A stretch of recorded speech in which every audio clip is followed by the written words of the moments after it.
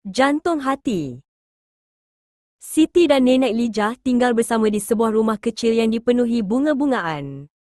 Setiap pagi, mereka akan duduk di anjung sambil menikmati udara segar. Siti sangat menyayangi neneknya.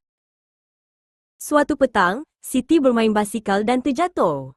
Lututnya luka sedikit. Air matanya mula bergenang. Nenek Lijah segera datang, membawa kapas dan ubat. Sakit sedikit sahaja, sayang, bisik Nenek Lijah sambil menyapu ubat.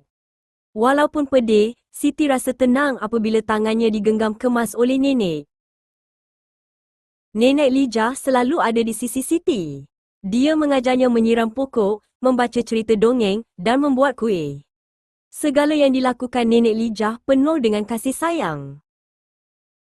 Siti memeluk Nenek Lijah seerat-eratnya. Nenek adalah orang yang paling Siti sayang, katanya perlahan.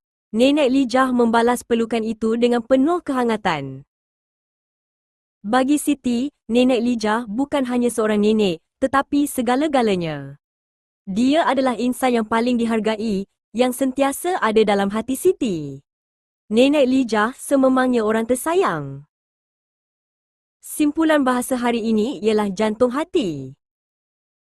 Maksud, orang tersayang. Ayat contoh, pada suatu masa dahulu Maui antara artis yang merupakan jantung hati kepada peminat program realiti.